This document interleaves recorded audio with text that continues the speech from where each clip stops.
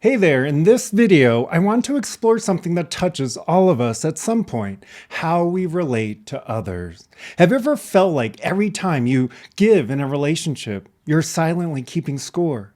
Or like there's an unspoken expectation that if you show up for them, they'll show up for you? That's what we call a transactional relationship.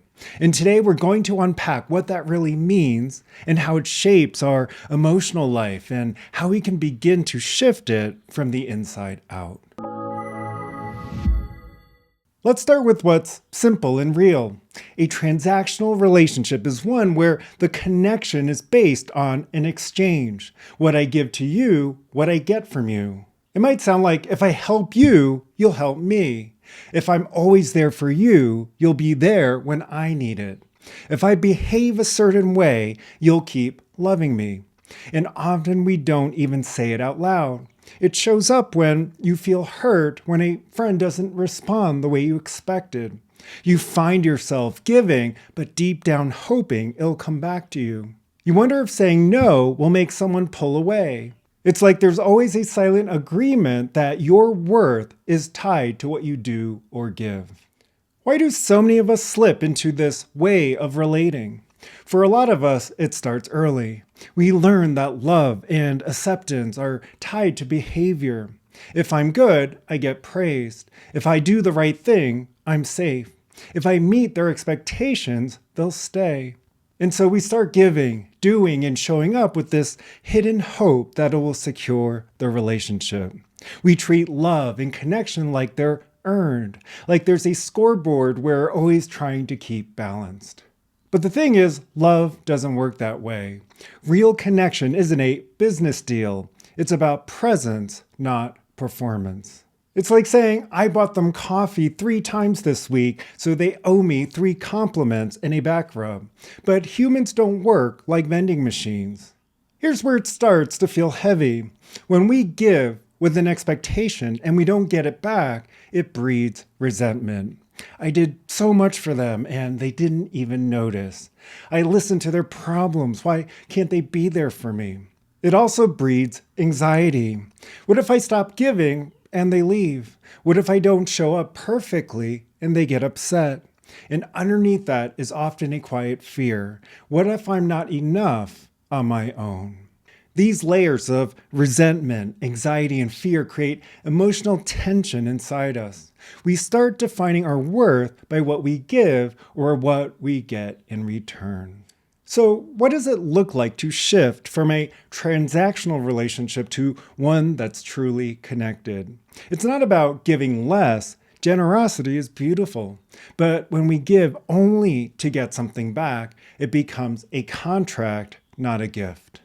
Connection grows from presence. Imagine giving because it feels good in your heart, not because you're hoping for a reward. Imagine receiving because you know you're worthy of love, not because you earned it.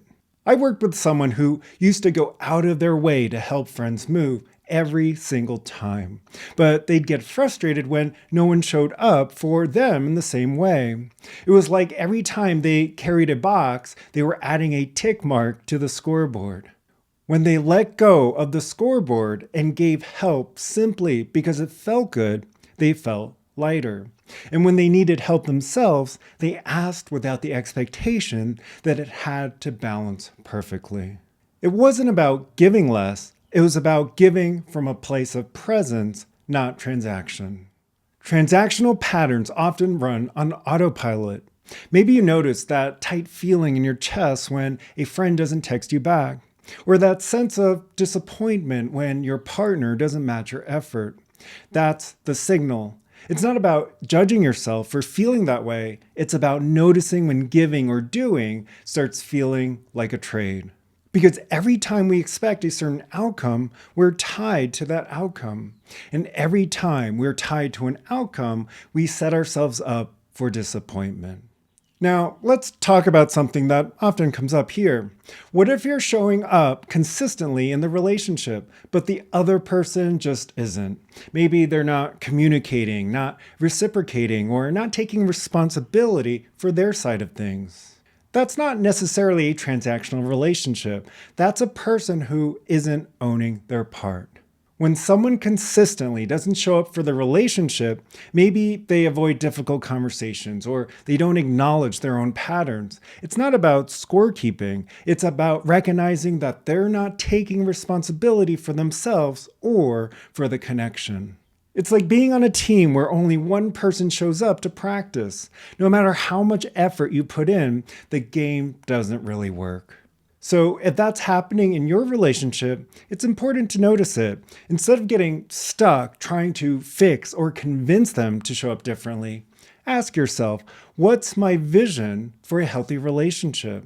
Am I holding my own vision clearly, or am I trying to make theirs match mine? What does it feel like to hold presence and compassion for myself, even if they're not showing up the way I'd like? Because at the end of the day, you can't force someone to own their part.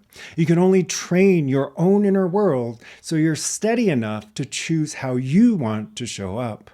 And from there, you get to decide whether that relationship aligns with the vision you hold.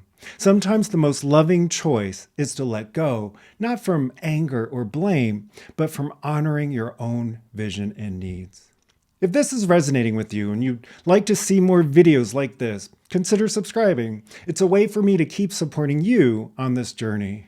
Before we wrap up, let's pause together. If you slowed down right now, what's the emotional signal you're actually ignoring?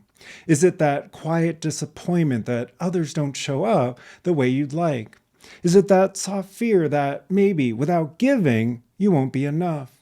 Is it the anger that your efforts are mirrored back in the same way? These signals aren't wrong. They're pointing to something deeper, a place inside you that's craving real connection. If that brought something up or gave you a moment of clarity, drop a comment. I'd love to hear where this hits home for you.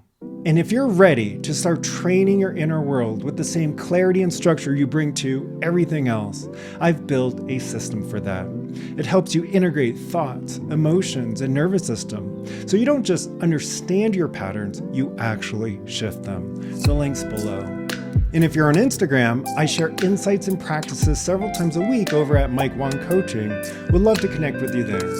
You can also join the weekly newsletter below. It's where I share more direct tools and contemplations to help you apply this work in real life. Thanks for watching, and I'll see you in the next video.